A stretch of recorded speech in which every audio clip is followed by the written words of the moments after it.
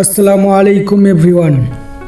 আমরা তিন বন্ধু এক বাইকে এক রাস্তায়, আর তিনজনের মাথায় টুপি দেখলে মনে হয় যেন তিনজন হজ করে ফিরতেছি।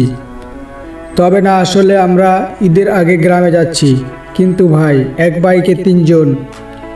পুলিশ ভাই দেখলে বলতো, তোমরা কি বাইকের উপর ঈদ জামাত পড়বা নাকি? তবুও কি আর করা যায়, ঈদের টানে সবাই একটু ঝুঁকি নেয়। হাতের ক্যামেরা, হ্যান্ড স্টিক, সেলফি না কি ব্লগ বুঝি না, কিন্তু ফিল একদম ইউটিউবের তারকা। পাশে ধান ক্ষেত, সামনে খাড়া রাস্তা, আর পিছনে বন্ধু বলতেছে, ভাই ধীরে চালা, আমার কোমর নাই।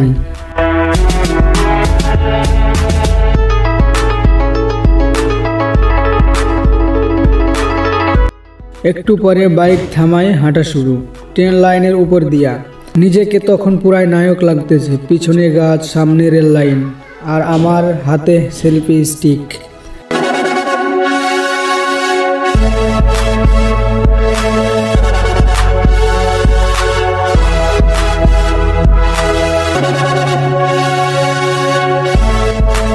আসলো ট্রেন, কিন্তু ভাই ভিতরে জায়গা নাই, একদম নাই। তাই বাধ্য হয়ে উঠলাম ছাদে।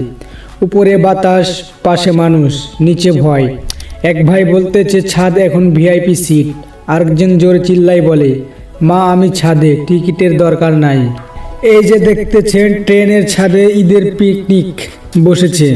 কারো কাছে ছাতা, কেউ দাঁড়াইয়া ফোনে সেলফি নিচ্ছে।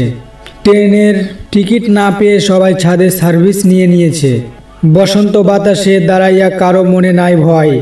শুধু ভাব, যেভাবেই হোক এবার ঈদের সালামি কিন্তু পাইতেই হবে।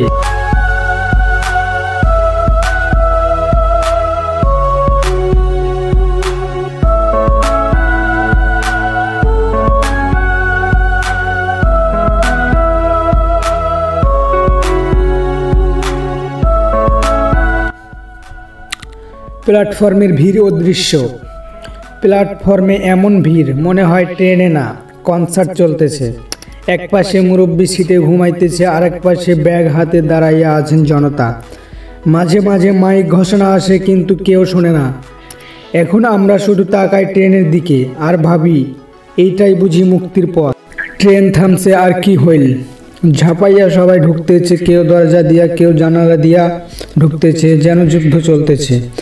আমার এক হাতে ব্যাগ আর এক হাতে সেলফি স্টিক, মানে এটাই আমার অস্ত্র। ট্রেন আসতে যা শুরু হলো, ভাইরে ভাই, মনে হইল যেন লুঙ্গি ফিরিয়ে দিচ্ছে। কেউ উঠতেছে, কেউ নামতেছে, আবার কেউ দরজায় দাঁড়াইয়া বলতেছে, ভাই জায়গা নাই। তাও উঠেন, ঈদের আগে এই রকম ঠেলাঠালি না হইলে তো যাত্রাই জমে না। ট্রেন চলতেছে আর আমি হ্যান্ড স্টিক ঘুরাই ভিডিও নিচ্ছি। সাথে পাশের এক ভাই বলতেছে, ভাই ক্যামেরা আমার দিকে ঘুরান, হাসি থামাইয়া রাখা যায় না। এই সফর মানে মজা, কষ্ট, অনেক মানুষ।